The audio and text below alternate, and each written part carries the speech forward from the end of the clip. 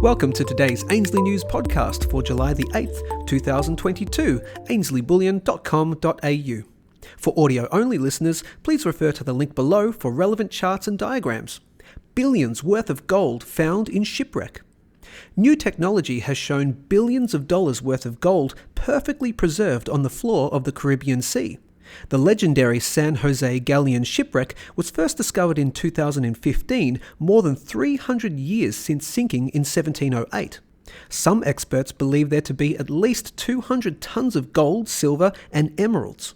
The ship was sailing from modern Colombia to Panama with 14 merchant vessels and 3 Spanish warships as a chaperone when they encountered a British squadron. Only 11 of the 600-strong crew survived the deadly battle.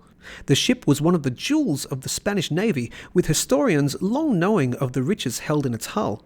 The treasure belonged to King Philip V of Spain. The shipwreck is located almost a kilometre down, and new images and videos taken this month show gold coins and ingots fully intact along with rusted cannons. The Colombian president is seeking to recover some of the valuables to have a sustainable financing mechanism for future extractions. In this sense, the Colombian government plans to preserve the shipwreck and in that way, quote, protect the treasure, that patrimony of the San Jose galleon, unquote.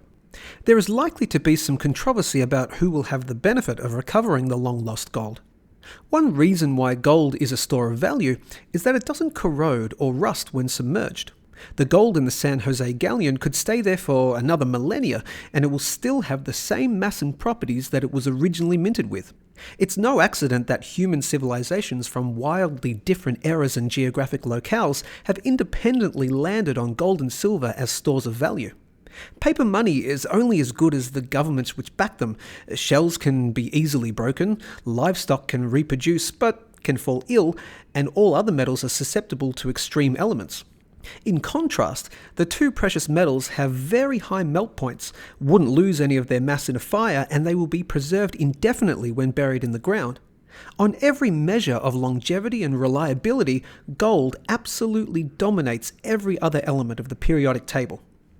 Try as people might to destroy gold, whatever has been mined is still up here on the surface of the planet, in a house, a vault, around someone's neck, buried in the ground with an accompanying treasure map, or at the bottom of the ocean.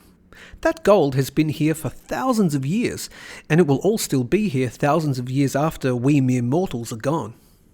As a reminder, our friends at the Gold and Silver Standard, goldsilverstandard.com, recently launched the Gold and Silver Pirates NFTs on OpenSea, fully backed by real, physical gold and silver. Check them out at the link below or call us today to secure some of the precious booty. Thanks for watching and listening. Please like, share and subscribe and head over to ainslieBullion.com.au.